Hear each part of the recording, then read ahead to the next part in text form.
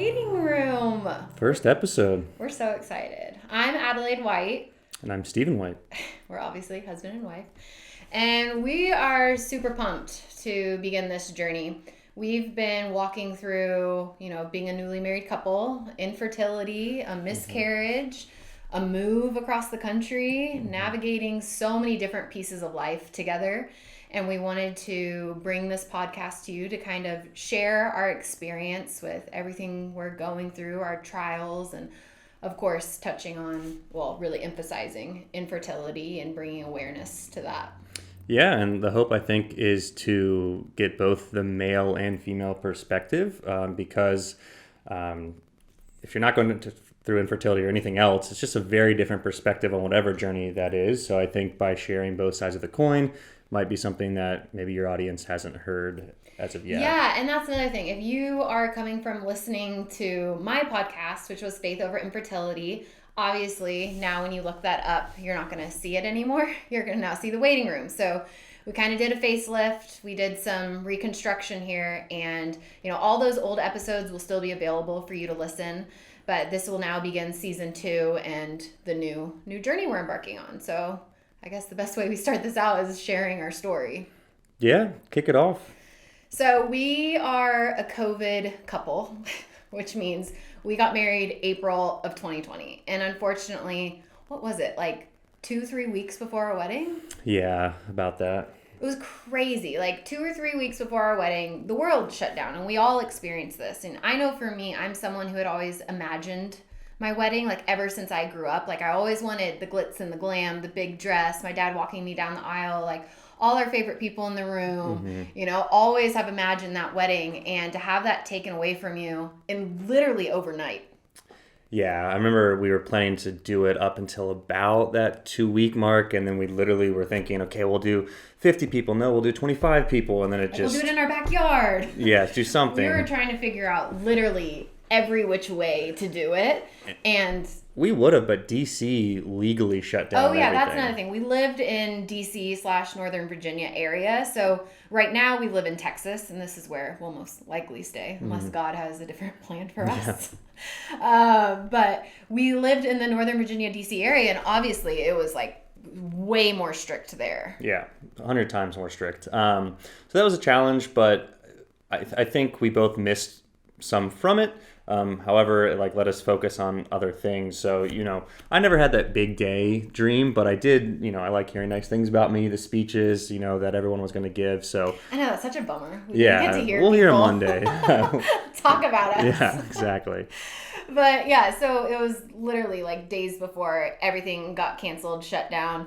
And that, I feel like that was our first difficulty we had to navigate as a couple. Yeah, reflecting on it, it's like I know a wedding is just a single day, and it doesn't make a marriage, now. But it is a nice send off to put a memory to a special moment that we haven't got the chance to get. I think we'll do something eventually. I know. Now looking back, it's like it seems kind of silly how devastated I was, but I don't know. Rightfully so, though. It just in that moment, it was the hardest thing I had ever gone through, and us as a couple. Yeah. Because even our reactions to it was so different. I was definitely devastated. Yeah. And he was kind of like, we can still just get married, the two of us. It'll still be great. And I was like, this is literally a dream I've had since I was a little girl, and it's being taken away. Yeah, it was a natural challenge of me wanting to be a problem solver right away. So it was the first big hurdle we had to face together. But yeah, it helped us grow overall, but it still wasn't an ideal way to kick it all off. Right. And then ultimately, we decided to still get married. I still have this vivid memory. It was the Thursday before. We sat down at our table and we opened up a wedding gift, which was a wine canter thing, and we opened a bottle of wine and sat down. We're like, are we doing this? Yes or no? Yeah, and I always just, I wanted to start trying for a family, and I wanted all those things, and, I just wasn't sure when that would happen. And if we put it off, looking back, we would have had to put it off for months and months and months, and I was pretty... Well, and we didn't know how long it was going to last either. For sure, and it lasted way longer than we thought. Yeah, and ultimately, we are very traditional. We are Catholic, so it was we wanted to wait till marriage to grow our family. Mm-hmm. So we ultimately decided the Thursday before, we're going to just get married, the two of us, and do this. And it was hard because it was a weird day, but I think we can still celebrate that later on, and Oh, yeah. it was the right choice. Definitely want to do like a big celebration Yeah, eventually. eventually. Ultimately, we got married on that Saturday, April 18th, 2020. Stephen's family was there. His mom, dad, two sisters, brother-in-law, and niece were there. We Zoomed in everyone else. My family was in Texas, and my mom and dad wanted to come so badly, but all their flights got canceled. Yeah. Every single one of them. And this was also at a time where gas stations were closing. Like they weren't even sure if they made the trek across the country, like gas stations would be open. I mean, this was the beginning, the peak. So it was horrible. But anyways, I never imagined getting married without my parents there, ever. But your parents really did make it beautiful. I remember your mom brought me flowers, and it was so sweet. And we got married, and we were like, okay, let's start trying for babies. And we were so excited. We thought it was going to be so fun. Yeah, I thought it would be easy. I've always wanted a really large family, so I was ready to get started right away. We were, what were we at the time, like 24, 25? 26. 26? Yeah. Okay. I think. Yeah, right around 26. there. So either way, so I felt ready to go in there, and we would just start popping them out. And I did too. I have a little sister who got pregnant, not even expecting to, got pregnant. My mom never struggled to have kids. I have 3 siblings, so there's a total of 4 of us. My mom's mom had 8 kids. My dad's mom had multiple kids, 4 or 5 kids. I always forget because a few of my dad's siblings have passed and when they were like really young. But, no one in my family had issues that I had heard of. And yeah. I mean, I know you can share. Well, my mom didn't. Obviously, I have 2 sisters. Her parents did. They actually adopted before they had my mom. So my mom has 2 adopted siblings, and then my mom was, I guess, quote unquote, the miracle baby. Nothing in and we can talk about this later. I'm sure we'll get to it, but there was nothing to indicate that I would have an issue or that we would have an issue. Right. So we immediately started trying, and I mean, okay. I feel like our school system did us wrong because I had no idea about female fertility or health in general. Clueless. Yeah. I mean, I didn't know you could only get pregnant like max 6 days a month, and that's if you have healthy, fertile cervical mucus. I didn't know it. Even if you and your significant other are 100% healthy, you only have a 25 or 20% chance. Yeah, it's something pretty low. Each cycle to get pregnant. I didn't know there were certain days you try. There were certain days you can't get pregnant. Like I did not know these things. Yeah. So the first month trying, I feel like we were just like newlyweds, like just having fun. Like we're like, okay, yay, and there was no strategy. No. There sure was a strategy. Let's have a lot of sex. Okay. Yeah, I guess there was. And that's what we did. And then I remember that first month, like not being pregnant, I was like, oh, that's kind of a bummer. But I was like, well, I don't know. Like it's our first month, not a big deal. And then I reached out to my cousin and one of my best friends who both had multiple kids. And they were like, oh, okay, you need to get these ovulation strips off of Amazon and figure out when you're ovulating. That was the first time in my 26 years of living I had heard of ovulation. I knew what it was, but I didn't know anything about it, right? Like I knew there were certain times, like I knew the baseline, but I think that's what you're trying to... What, your all-boys school taught you that? Yeah. My schools didn't teach me that. It was biology, but like... I didn't know much. I knew there was a time, but I knew nothing about it. So it might as well have been nothing, right? Because it's like, okay, I know there's this thing called ovulation. I know that's the window, but I didn't. I had no clue about everything else. So it still was like a super big learning experience. Yeah, so I go on Amazon, I get the test strips, and I start figuring out when I'm ovulating. Well, I peak ovulated every time. Like I got the 2 lines, it happened. So this was now like May to June cycle, and... found out when I was ovulating. We actually tried in that window, and I remember I got an evap line, an evaporation line on a pregnancy test.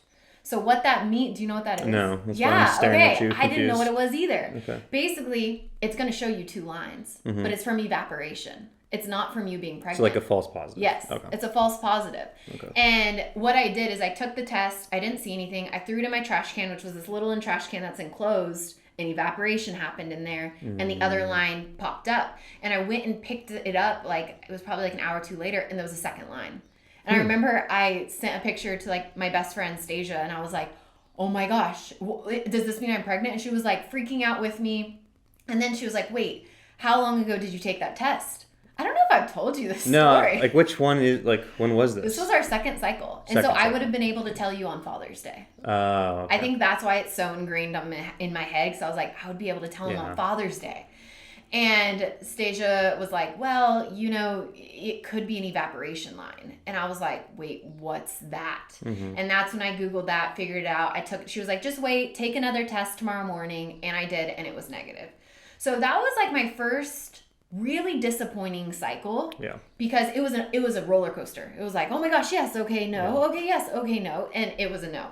So then July comes around, and it was 4th of July weekend, and something about me is my body loves to ovulate when we're on family vacations. Vacations, trips, any time that you'd think it would be a great time to have like a romantic experience, your body is... Yeah, nope. It's either ovulating or you're on your period. And it's yeah, that's true. So there have been couple trips where it's just me and you and I'm on my period. It's just like we can't, and then there's times where it's like we want to, but we're surrounded by people, and it's just like if your body could stop. We've gotten creative, but anyways, we were literally leaving Virginia, D.C. area where we live to come to Texas to go to the 4th of July weekend at my family's lake house. I've been doing this ever since I was little. It's so much fun. There's so many people that come out. I mean, it's like a 3-day-long party, and like different people always come out. We have lots of family friends, everything. And I remember before I left, I was like, Stephen, wouldn't it be funny if I ovulated when we get there? And guess what happens? Super funny. We get to the lake, I take the ovulation test, and it's like a blaring line. And I was like, okay, we have to figure this out. We have to do it. And okay. Something about Stephen is he's one of the most private people that I know, which is funny that he's even doing this. Like, this is a big step for me. Big step. We are making big progress here. Which, by the way, am I supposed to look at the camera? You can do both. I've been staring at you and the computer. We're going to have to figure this out. Okay. Yeah. We are also, by the way, if you are listening, we're also going to be uploading these to YouTube so you can watch us as well. Yeah. Steven's been trying to get me to do YouTube for a long time. It's just the way to go. Okay. Anyway, I mean, yeah, I agree. But anyways, you can now watch too. But okay. So then we're like, hey, how are we going to do this? And something about my parents' lake house is there's 2 sets of bunk rooms. So it's 8 beds in each room. And only 1 bathroom in the house besides the master bathroom, which and the bathroom is where everyone is. So we had to get very, very sneaky, and we made it happen. And guess what? We conceived that cycle. Yeah. We got pregnant that cycle. And like, I always think about that. I was like, that was literally at the lake when we were probably the most stressed, anxious. You're scared you weren't going to be able to perform. Yeah. All these things. Like, I was like, how am I going to walk out with these coming down my leg and go into the bathroom? You're giving too much detail for my comfort. But yeah, I think they get the gist. That's just the reality. Anyways, we conceived. We got pregnant. I think it was like 2 or 3 weeks later, because I only knew I was pregnant for a week before I miscarried, and we miscarried like a little bit before 6 weeks. So, it was so new at that time too. Like, I wasn't overanalyzing my 2-week wait. I didn't really know what a 2-week wait was. I was kind of just like waiting for my period, and when it didn't show up, I was a few days late, and then I took a test and found out I was pregnant. And that was like, I think about that day so much. Like, that was the most blissful day.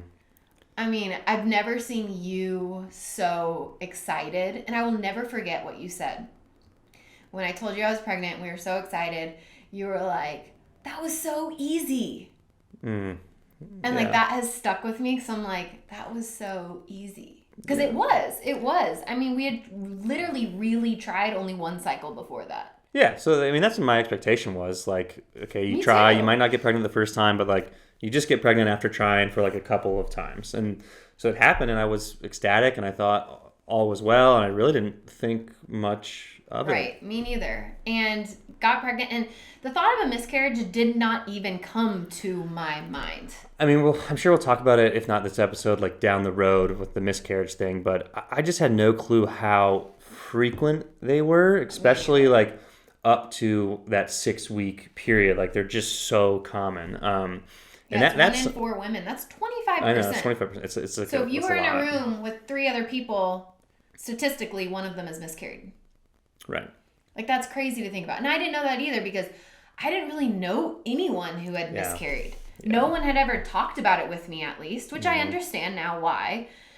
But I miscarried, and we can do a whole episode on the miscarriage, but that was such a hard, dark time to navigate. Because not only did we wait to move in together until we were married, so we were navigating living together. That was my first time I've lived with a guy. That was the first time you've lived with a girl.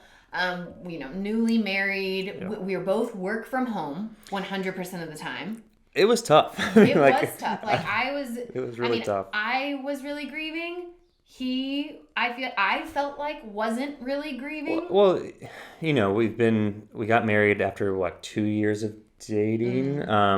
So like we still had to learn a lot about each other and like how do I deal with someone in those moments of sadness, and I had no clue. So there was a lot of tension, a lot of like not resentment, but maybe like anger. There's so much because we were living together 24/7. So not living together at all to 24/7. We work, sleep, eat, everything together. The world shut down, so it's like we can't go and do our activities that I like to do. It's like I can't go play basketball, can't do X, Y, Z.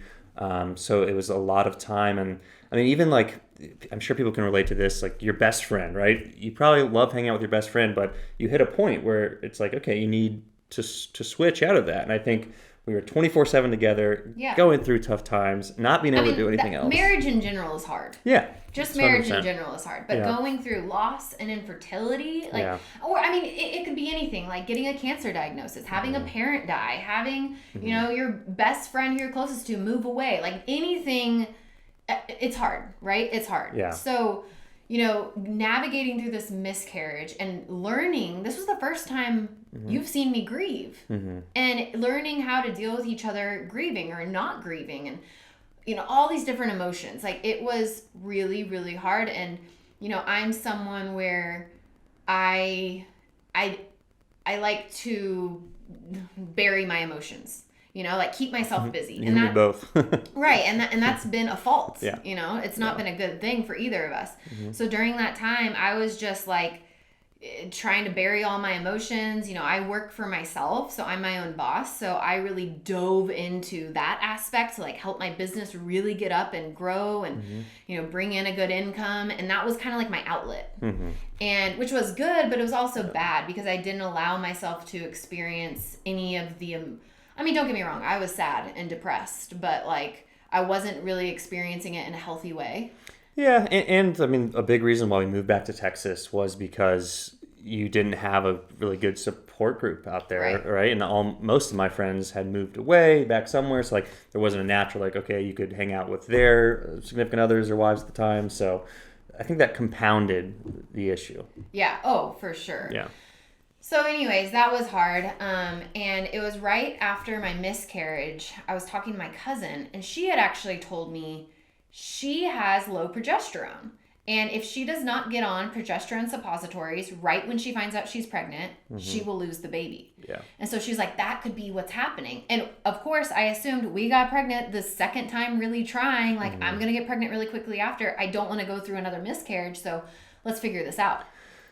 Yeah, I didn't even think of it that way, to be honest. And I mean, this will be exposed through all of our different talking points we can go through. But it's like you had that miscarriage, and I still was on the train of like it'll just like all's well. It just happened. And this is the biggest difference between Stephen and I. Yeah, like I'm definitely like I like to be in control. I like to know what's going on. I like to be able to have that sense of control in my life. So my goal from day one is let's get to the root of what's going on and let's fix this. Yeah, and I just thought, is there something wrong? Like, okay, miscarriages do happen. And like, so I just assumed, hey, bad luck first time. We'll keep trying. It'll happen again. And I mean, it took definitely over a year. I mean, because you only get one try per month, really, for me to even start to be like, what's going on here, where you were way quicker to that conclusion. It was literally like the next few weeks after the miscarriage. Well, first off, my cousin was like, you need to go make sure everything's okay, because if it is an ectopic pregnancy, like that's actually, those literally kill women. And I mean, I had no idea. So these are the first time I've heard these things, so I went to an OBGYN, and I actually didn't even have an OBGYN at this time because I had moved, I wasn't seeing one. And so, which I guess that's a piece of story we didn't tell. Stephen and I met in Austin. We lived in Austin and then moved to Northern Virginia area, got engaged, got married, lived there for 3 years. So I had never been to an OBGYN since I'd been there. I went to one back in Dallas whenever I visited Texas. But I had never seen a new doctor there. So when this happened, I just looked up, places online, found one that had great reviews, whatever, went in. I went by myself because you were working. And he examined me. He did a pap smear, and he was like, everything looks good. And I was like, okay, can we do some blood work to make sure, this isn't a progesterone issue? And that's the only thing that was on my mind. I know there's so many different reasons you can miscarry, but that was the only one that was on my mind. So I was like, can we check my progesterone and make sure? And he was like, you actually have to have 2 more losses, or you have to be trying for a whole 12 months. Yeah. And when I tell you my jaw hit the floor, not only did I feel disrespected that someone told me that I had to go through 2 more losses. I mean, that was insanity to me. And at this time, I was paying out of pocket. I wasn't on your insurance yet. Yep. I worked for myself. I didn't have insurance. We were newly married, so I think we were trying to. Did you just get the new job then too? We're probably switching you over. Yeah. So I was getting on. So I was paying out of pocket.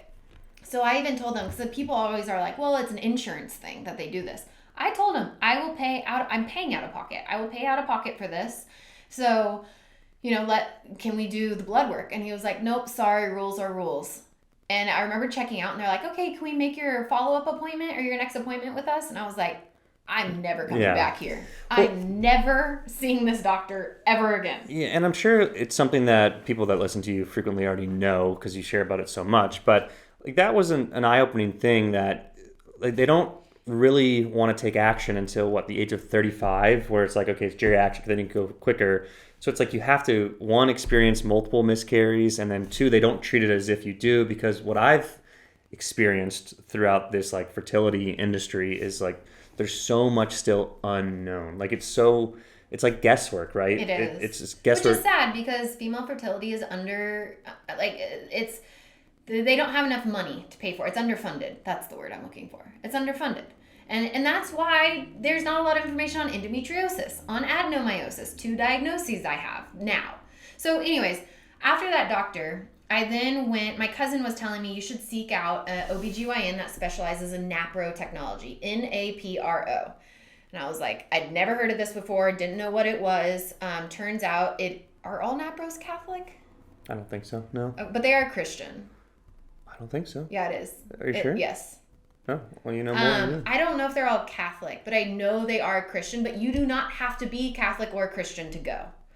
But if you're looking for birth control, they will not give you birth control. If you're looking to do IUI or IVF, they're not your person to see. No IUI either? I don't believe so. Okay. No. I don't know. I don't think so. I'm not sure. Maybe some do, but the ones I saw didn't.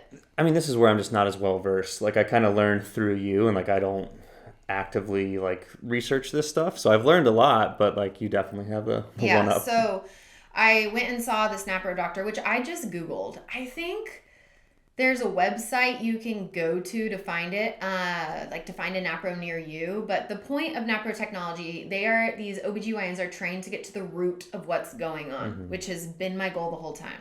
So I went to her. It was probably a week or 2 after I saw that OBGYN, and she was like, yep, I will help you figure this out. Let's do blood work immediately. And we did. We did blood work immediately, and everything came back normal. So, and this is the point, and I don't know if we've shared it too much, but in my head, I wasn't telling you this maybe every day, but it was okay, things are normal. Your body's normal. A lot of stuff was coming back fine in range. So I'm oh, it really is still just timing. I just had this gut feeling that it wasn't normal. Right. something's wrong. And I think that's like an athlete, right? Like an athlete knows when like something doesn't feel right in a part of their body. And so Right. I feel like that's just a part as the guy, like I don't have access to that insight you do on. And another piece of it too is, I immediately since I was already sharing my life on social media, this was on Instagram. I was already sharing my life. I was like, I can't not show up and I would be faking it as I was going through this miscarriage. And I was like, I can't not show up and share that. I can't not share this piece of my life. Because I would like show up hide it. every day on social media hiding it. And first off, that's just not authentic to me. And I also was desperately searching after our miscarriage for other women who were going through the miscarriage and the hard. I saw everyone talking about their rainbow and their happily ever after, but it was so hard to find someone who was in the thick of it. And I don't think I even did find anyone. I mean, now of course I have, because things have changed. But that's when I was like, I'm going to start to talk about it. I'm going to start to share. And I didn't think we would go through infertility after this. No. I thought, I was like, okay, more eyes are going to be on us that we're trying for babies. But like, other than that, and I had a very small following then too. I mean, I had like a couple thousand followers. Like, I'm talking like 4,000 or 5,000 followers maybe. So it was like, I was getting like, I don't know, like 100, 200, 300 views on my stories. I don't know if that's a lot or a little. Sounds like a little. But I mean, if you think of that many people in a room, that's a lot. But, anyways. I saw you share about it. I was watching you share about your regular thing, and it kind of transitioned to like this became a really big part of our lives. So it naturally was you sharing more. But I definitely never thought, oh man, we're going to be doing this for years. Like I was just like, all right, we're going to transition into I've shared about my infertility, and now I figured out it and I got pregnant, and like that's what I was waiting for, and it just hasn't quite got there yet. So anyways, this doctor started doing all the tests. I did a sonohystogram, I did an HSG, Stephen got his samples tested. Which was a scary moment for me. It was the only time though, like if we're comparing, like so minimal, and you had to do this way more often. Yeah. But those just thoughts of like, oh my gosh, is it me, are terrifying. Yeah, and I mean, I was scared too, because I was like, it's a lot, right? So then everything kept coming back normal. And then at this point, it was kind of like she didn't know what else to do with me. She was like, everything's normal. You have the title of unexplained infertility. And I was like, unexplained infertility What a title. Yes. Like, it's bullshit. It's just because they don't have the resources to continue to figure out what's going on. I mean, it takes a lot of money to continually test your body, and because there's so many different variables of all the different hormones and stuff. Right. And I will say, this NAPRO that I was saying, not all doctors are made the same. I will sing praises to NAPRO doctors every single day, but you have to realize not all NAPROs are made, they're not the same. I mean, that's the same for anything in life. Exactly. Yeah. So then I started kind of seeking out like more a holistic side of things. I was doing acupuncture for fertility. I was drinking like minimal herbs that they were giving me. I was, looking into, I read it starts with the egg. I started doing that diet. Like, I started doing all these different things for fertility, and nothing was working. Nothing was working. And then, of course, as you expose yourself and, share more about your infertility world and are looking for it, you get exposed to all the different things that could be going wrong. Like on my social media, all of a sudden now I'm following people that have endometriosis, have multiple miscarriages, have infertility. Like, so, my brain's being exposed to all these different things. And this was, it was like last year we moved, and we kind of just actually the December before we moved, we tried tamoxifen. And I think that's the off-brand of letrozole, I think. Oh, okay. But we did no monitoring, and she had me on it, and I got a cyst from it. And that was insanely painful. It was horrific. So she's like, do another cycle, and I'm like, absolutely not. Like that, I'm not, no. The hormones were all also... Yeah. Because that was the one where, you were kind of like extra mood. I'm trying to put this in a polite way. Well, this was when we lived in Virginia. Right. It was the letrozole that made you a little bit... Well, yeah. So, yes. We could talk about that, navigating that. So this, we basically tried it. I got a cyst. She's like, let's try it again. I'm like, absolutely not. And so we were kind of just at a point where we were, searching for houses. We were about to move across the country, that I was like, I don't want to add something else. Like, this is already a lot going on. Like, let's just stop, and then when we move, we can regroup. And that's what Yeah. we did. We moved, and it was crazy because when I got here, I started searching for NAPROs in Dallas, and because we live in Dallas, Texas now, and there were 2 that came up, one in Fort Worth and one out the other way, like in McKinney. And I knew the one in McKinney. They're a family friend's uncle, and I actually hadn't heard the best things. And he's old, like, and they were saying that he was going to retire and all this and that. So I was like, I don't want to go to someone that's about to retire. Like, no. And so I got on the Fort Worth waiting list, but they actually didn't have the best reviews either. And right when that happened, my mom sent me, like, from her church, they had, what are those things called? Brochures? No, the pamphlet that you get, that you always grab at the end of Mass, and I'm like, you don't need to pick that up every time. The bulletin, yeah. In the bulletin, it had my new doctor's face on it, and she was a new NAPRO in the area. And she's young. Oh my gosh, I could sing her praises all day. She's incredible. She's great. Well, she's very personable, and she gives you attention and time. So, like, there's just those tableside manners that, like, not all doctors have, or the different levels of it. But beyond that, I feel like, some people might say, oh, young, so, like, they're lacking experience. But in my estimation so far, and I don't get to go to each one, she's actually just willing to be open-minded and try things. And, like, I really like that. Like, you've gone to her with, like, here's what I hear for that, and she's very receptive to it. So so the NAPRO in Fort Worth couldn't get me in for another like 2 or 3 weeks, but this one was able to get me in on Tuesday, and I called on a Monday because my mom sent me it Sunday. So it was Monday called, they got me in the next day. Yeah. It's like, yes. So Stephen and I went in. First off, this was the first appointment. Stephen came with me because in DC he wasn't allowed to. Yeah. Because the restrictions. So I was going to every single appointment in DC alone, which that was so hard. It created a disconnect too, because I wasn't living it with you. So like you'd come back and I know you were doing it, but like it was hard to keep track. And I feel like, and again, we could talk about it more in depth in a different episode, but I feel like you felt alone, like, because I just wasn't experiencing it and asking it, and so like it all blurred together for me. So if you are going to doctor's appointments alone, you should really get your significant other to go with you. And you can't, sometimes you can't go to every single one. Right, obviously, there's work and stuff and all that, but there's definitely an opportunity to go to the main ones, or like if there's a big one coming up. And it's just nice to be a part of the world. It just helps, I think, us relate more. Oh, for sure. So he was able to come. She sat down with us for an hour and a half. An hour and a half. Yeah. I mean, I've never been seen by any doctor for that long. Mm-hmm. And I mean, I assumed it was going to be 30 minutes in and out, kind of like how they have you on rotation. Mm-hmm. But no, an hour and a half, she went through all of our histories, our family histories, everything that's going on. And right at that appointment, she was like, I think you have endometriosis. Mm-hmm. And I remember being like, wait, what? Yeah. Which that's going to take a whole nother episode to share all that. But I was like, there's no way. I've been told my whole life I don't have endometriosis. In fact, my last NAPRO handed me a pamphlet when we went through everything and we exhausted all our options. She's like, do you resonate with any of the symptoms? And I was like, no. And she was like, well, we could do laparoscopic surgery to see if you have it because I don't know what else it could be. And I was like, do you think I have endometriosis? And she was like, well, no, but I don't know what else it could be. Yeah. And I remember I came home and told you that, and you're like, we're not doing surgery just to like check something off our list, Right. Which I agree. Yeah, because at that time it was like there was no indicators, right, that there was, so it was just a check. And, maybe you should have, but you can't look back at that. Right.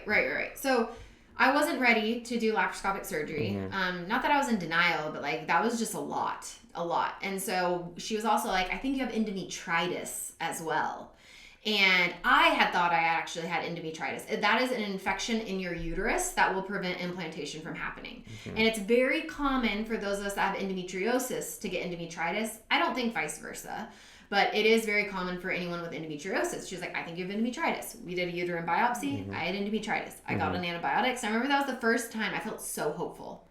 It was like a wind in my sails, like, this could be it. Yeah, after the surgeries was when I was definitely most hopeful, I'd say. Or like we haven't got there yet. Well, we were trying the medicine, and that was a big jump, but it didn't happen.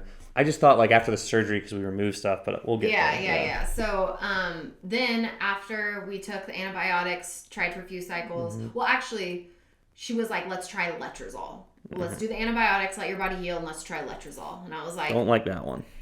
Yeah, that was horrible. First off, I should preface this. Everyone's experience with letrozole is different. Everyone's experience with Clomid is different. For me, letrozole really affected my mental health more than anything else. And I didn't know mental health could be a side effect of it. So I thought that something was just wrong with me, or like maybe I was at my wit's end with trying to conceive. I don't know. But I've never had such dark thoughts in my entire life. Yeah, you're a little bit like not moody, like you could tell there's a weight on you just walking around, and you could feel it, and I could see like this wasn't the normal you out there. I just remember like that one time when I got out of the shower and I was bawling, and I think you were coming out of your closet and you're like, "What's wrong?" And I was like, "I don't know if I want to be here anymore." And you were like, whoa, we're getting you off this medication immediately. Yeah. And like that was the first time I was like, oh, maybe it's the medication. Right. Because the thing with like Clomid and letrozole too, they want you to do it for a few cycles because your chances to conceive can go up each cycle. So I was like, oh my gosh, I can't just do 2 cycles of this and be done. Yeah. But let me tell you, I got off of that, and I think it was less than a week later. I felt like myself again. Yeah. And it's hard to see that as like, I think a third party view often notices that quicker because you're experiencing it. So like you're already down, where Zaya is like, I'm comparing it to your baseline that I've seen. So I mean, it's just tough. That was hard. Yeah. And also my body wasn't ovulating on letrozole. So we were doing monitored cycles then, and LUFS happened, luteinizing a ruptured follicle syndrome. And this is the first time I'd heard of that. And I was like, what the heck? And then I remember at one of my ultrasounds, or sonograms, are they the same? I think so. I don't know. Vaginal sonograms. At one of them, she looked at my uterus and she was like, I think you have adenomyosis. I was like, what? I've never heard of adenomyosis. What do you mean I have adenomyosis? So then when my body wasn't ovulating, I was in a dark place. I told her about it and she was like, I think it's time for surgery. And that's when we both were like, let's do this. Yeah. So it was July 5th of last year, 2022. Yeah. I had my first laparoscopic surgery and they found endometriosis in 21 plus spots and focal adenomyosis. It's so funny though, because I became more hopeful when we got that diagnosis because it was something to address, right? So it was like, yes, like there's something that like is tangible that we can solve for. Well, getting a diagnosis, at least for the woman when it's you, and I'm sure it's like this for a man if it's him, like it's hard because first off, it's emotional. Because you're like, something's wrong with me. Something's wrong with my body. And of course, well, at least my brain goes to worst case scenario. What if this is going to prevent me from ever being able to carry a baby? What if this is going to prevent me from ever getting pregnant? You know?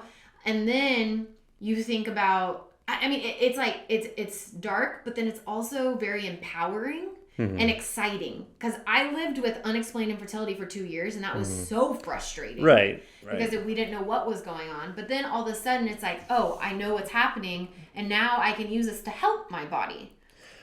You're having to deal with it more personally, right? So those fears of like, oh, it's my body or my fault. Like, what if I can never... Those don't really happen with me. Like when the surgery, like you had both sides of the coin. I just had one. I was just like, heck yeah, solvable problem. We'll go in there. Let's go. But the thing with endometriosis is it's not solvable.